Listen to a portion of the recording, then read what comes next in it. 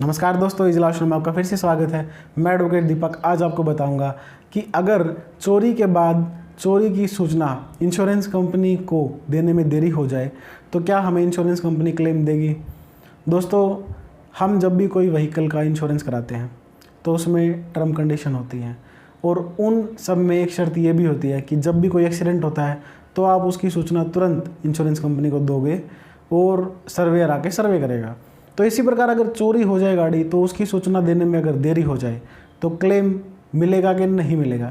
इस सवाल का जवाब मैं ऑनरेबल सुप्रीम कोर्ट के एक फैसले के अनुसार देना चाहूँगा।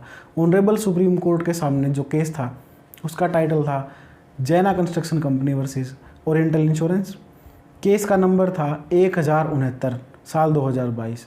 तो दोस्तों, इस केस का टाइटल और केस नंबर बताने का पर्पज़ ये है कि भाई अगर आपको आपके केस के अंदर ये केस का फैसला देना है डाउनलोड करके तो आप ऑनरेबल सुप्रीम कोर्ट की साइट से इसको डाउनलोड कर सकते हो और ये आपके केस में लागू भी रहेगा। तो दोस्तों, अब हम फैक्ट्स पे आ जाते हैं। इस केस के फैक्ट क्या थे। इस केस में था कि भाई एक जो शिकायत करता है मौजूदा मुकदमे में, उसने एक टाटा आईवा ट्रक खरीद लिया, वो चोरी हो गया। 4 तारीख को चोरी हुआ, 5 तारीख को उसने एफआईआर करवा दी। इलाका मजिस्ट्रेट के सामने पुलिस ने अनट्रेस रिपोर्ट जो है वो फाइल कर दी। अनट्रेस रिपोर्ट फाइल कर दी मतलब पुलिस को व्हीकल नहीं मिला। अब गाड़ी पुलिस को मिली नहीं तो जो शिकायत करता है उसने अपना क्लेम इंश्योरेंस कंपनी के सामने लॉज किया कि भाई मेरा व्हीकल नहीं मिला, आप मुझे इसकी जो इंश्योर्ड वैल्यू है वो दे दीजिए। तो इंश्योरेंस कंपनी ने क्लेम नहीं दिया तो वो डिस्ट्रिक्ट कंज्यूमर फोरम के सामने मुकदमा लेके चला गया। अब उस मुकदमे में क्या हुआ, उस मुकदमे में इंश्योरेंस कंपनी ने बताया कि भाई हमें इंटीमेशन करने में, हमें जानकारी देने में 5 महीने की देरी है, 5 महीने की डिले है तो हम क्लेम नहीं देंगे। तो ऐसे में क्या हुआ कि भाई कंज्यूमर फोरम कहता है कि भाई इसने टाइम पे एफआईआर करवा तो दी है।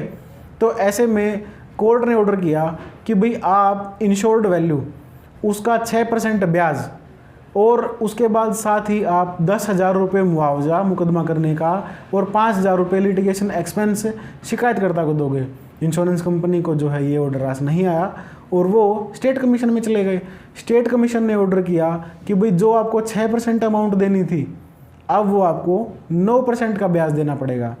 तो अब इस ऑर्डर के खिलाफ इंश्योरेंस कंपनी चली गई नेशनल कमीशन में। नेशनल कमीशन ने इस ऑर्डर को सेटिसाइड कर दिया जिसके खिलाफ जो कंप्लेनेंट पार्टी है, शिकायत करता है, वो ऑनरेबल सुप्रीम कोर्ट में अपील लेके पहुंच गए और ऑनरेबल सुप्रीम कोर्ट ने जो इनकी नियम और शर्त हैं उनको थोड़ा एक्सप्लेन किया कि भाई इंटीमेशन का जल्दी देने का पर्पज़ क्या है। कि मान लीजिए कोई एक्सीडेंट हो जाता है, उसमें क्या रोल है, उसमें है सर्वेयर का रोल। सर्वेयर का रोल कैसे है कि भाई एक्सीडेंट जेन्युइन है, नॉन जेन्युइन है, किसी ने मिली भगत करके क्लेम लेने के लिए मुकदमा दाखिल कर दिया है। तो ऐसे में सर्वेयर का सर्वे जो है वो बहुत ज़रूरी है और वो साथ ही ज़रूरी है। तो इसलिए इंटीमेशन में देरी नहीं होनी चाहिए। लेकिन चोरी के केस में सर्वेयर का रोल नहीं था। उसमें जो टर्म आती है, वो कंडीशन आती है, वो ये होती है कि भाई वो पुलिस को तुरंत जानकारी दे दे और इंश्योरेंस कंपनी के साथ कोऑपरेट करे कि भाई चोर को पकड़ा जा सके और इंश्योरेंस जो व्हीकल है इंश्योर्ड उसको रिकवर करा जा सके ताकि इंश्योरेंस कंपनी को क्लेम ना देना पड़े। जो शिकायतकर्ता पहले ही कर चुका है कि भाई उसने टाइमली पुलिस को इन्फॉर्म कर दिया था। तो यहाँ पे शिकायतकर्ता के पार्ट पे कोई लैकुना नहीं है। तो सुप्रीम कोर्ट ने भी शिकायतकर्ता के हक में फैसला दिया और ऑनरेबल स्टेट कमीशन का जो फैसला था उसको अपहेल्ड कर दिया। तो इस वीडियो से आपको क्या समझ में आया। इस वीडियो से आपने जाना कि अगर किसी का व्हीकल चोरी हो जाता है और किसी कारणवश उस चोरी की इंटीमेशन इंश्योरेंस कंपनी को देने में देरी हो जाती है लेकिन वो इंटीमेशन पुलिस को टाइमली कर दी जाती है तो आपको क्लेम मिलेगा। तो इस वीडियो में इतना ही दोस्तों। अगर आपको वीडियो में जानकारी सही लगी है तो वीडियो को लाइक करना, चैनल को सब्सक्राइब करना, साथ ही बेल आइकन को जरूर प्रेस कीजिएगा ताकि हर वीडियो की नोटिफिकेशन आप तक सबसे पहले पहुंचे। Thank you.